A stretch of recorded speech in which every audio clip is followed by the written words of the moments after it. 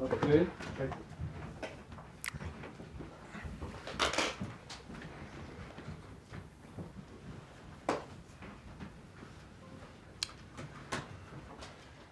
Okay, good afternoon and thank you for joining us.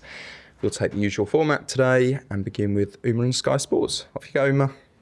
Hi, good. Thanks for speaking to us. I'll start by asking about a couple of your players. João Pedro, I know, wasn't involved in Esteval. Of course, unfortunately, he went off along with Enzo Fernandez. How are they all, and are you expecting them to be involved tomorrow? Yeah, João will be a late call. He was out on the pitch today. We'll make a decision on him tomorrow morning. So that's good positive because he'll be back sooner rather than later. With Este, he's definitely out for tomorrow, which is a real shame. And we're doing our further tests and investigation into his injury. And Enzo's absolutely fine. That's good to hear. And as for the rest of the team, they all come through that game okay? Yep, so far so good. Obviously, it's a quick turnaround, but no other new news to report. Glad to hear it. And of course, I know it was a difficult result at the weekend, which leaves you 7 points off the Champions League spots at the moment with an informed Brighton to come tomorrow, your former team, of course. Do you feel that any defeat from now until the end of the season could seriously harm your chances of finishing in the top 5? We've made it very difficult for ourselves. We have to be honest and realistic with that. But what we can't do is give up. We have to keep fighting. We have to make sure we go to Brighton with similar attributes to what I saw against Manchester United in terms of our energy and our intensity and engagement to the game, which was good. But what we didn't do is we didn't keep a clean sheet in the moment, and we didn't take advantage of the chances. So we need to be more clinical and more ruthless in both boxes. Yeah, actually on that, you spoke last week about how the performances have been there, but the results haven't quite been. And actually, since March, there's a statistic where your team have created 67 shots, more than any other team in the league, even though the goals haven't quite been there. So how much does that speak to the work that you are doing on the pitch, and how can you make sure the end product is there going forward? Yeah, as a coach, you have to work to the data, you have to work to the process because you believe your process works in the end. But in this moment where we are, we need to win a game of football. It's the fundamental. That's what this club demands. And in recent results, they haven't been there. So data is one thing and metrics and all of those things. But the most important statistic is the result. And we have to go after that tomorrow evening.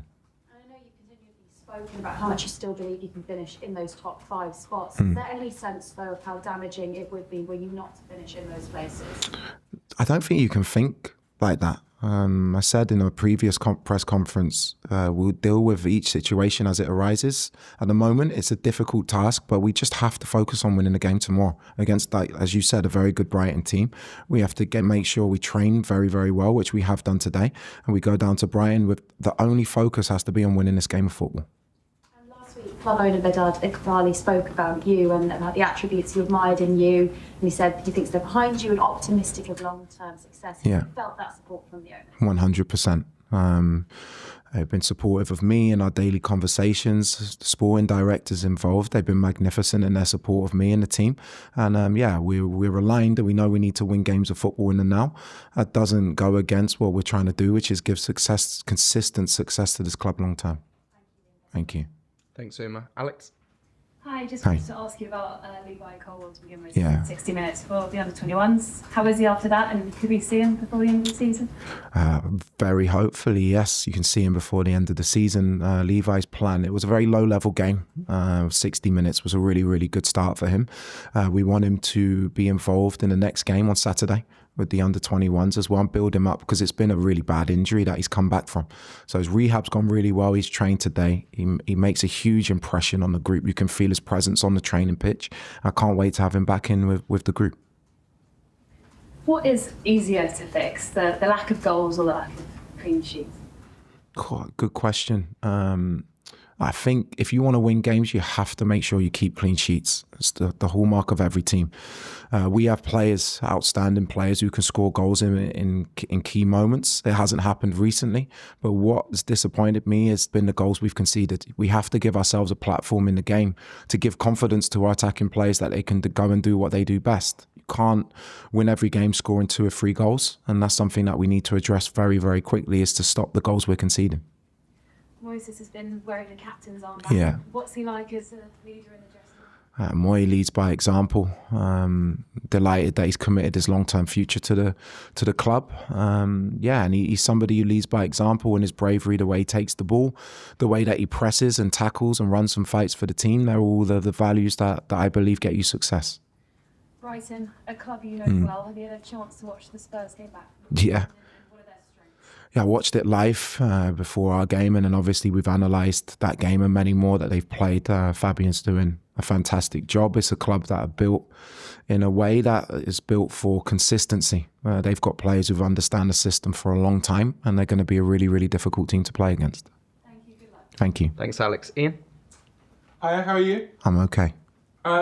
You mentioned there about bringing constant success. What's been the biggest challenge for you in the last 4 months since you arrived, would you say? I think the biggest challenge for any manager coming mid-season is you want to get to know your players as quickly as possible in your group. You want to know not just tactical things, technical things, what they're used to, their routines, and you want to make sure that you don't adapt things too quickly from what they're used to. That's been a big challenge in terms of amount of games that we've played, the training sessions that we've had, and also making sure that they're understanding of what we want day in, day out, and that takes time. So that's the biggest challenge. In terms of the results, they haven't been good recently, and that's something that we really, really need to overcome. Why haven't they been good recently? Again, when we go through, I don't want to talk for too long. I could do. No. What I'm saying is we do a lot of information gathering. We do a lot of, we look at data, we analyse the games. A lot of it comes down to moments. The Manchester United game sums up. They've had one shot on target. Well, we've had 10 men and it ends up in our net. Sometimes we have to make sure that in the key moments we stay switched on. And we haven't done that. And then what happens? The result changes the flow, the confidence of the team drops if you're losing a game in any team. And we have to make sure going into the rest of the season that we keep the back door shut and give ourselves a chance by scoring the first goal in the game. I've noticed in press conferences, pre and post matches, you use the P word quite a bit, process. With 5-6 games to go, trying to get into the top 5, this constant success or success this season. Is it perhaps time to park the process till the summer for next season and just go all out to try and win football matches, however you do it? Oh, we do. It's a process, the process of how we work to win a game. That's a process. How we train, how we deliver meetings, what the tactics are, that's a process. The process is to win every game that we play. So when I use the word process, you have a short-term process and you have a long-term process. For me, the idea from day one, I've said it from coming into this club, is to win now. It's simple. This is what this club demands, and we're not doing that. So all of the noise and all of the things that people are talking about, it's normal in this moment. The process now for me is to win the game tomorrow against a very good team in Brighton. Funny, it feels like a big week with tomorrow and top 5, and then the end of the week, the FA Cup semi-final, the silverware you could win at the end of the season. You're obviously agreeing with this. This feels to you like a big week, right? It's a massive week. It's what you're in football for, is key games. We've got a huge game tomorrow night, and then we go into an FA Cup semi-final against the Leeds team in form. That's why you're in football. That's what we want. But now is the time for us to deliver, and that's what we have to work towards. Thank Thanks, you. Ian. Nizar? Hi Liam. Hi. How much is fear sort of playing a factor, because you've fallen away from the Champions League, but you've also got those teams behind you? Like, how much longer can you let this one go on for without sort of drop into those places? We can't. It's not about where we finish or teams below us. It's about our standards. It's about our performances. We have to arrest this run of form. We haven't won enough games in a recent moment, and that has to change. You start thinking about the repercussions of that, or somebody just asked me about Champions League and what that means. You're not focused on what you're doing. We have to focus on the game tomorrow. We have to focus on the way that we play, and we have to make sure we win games of football.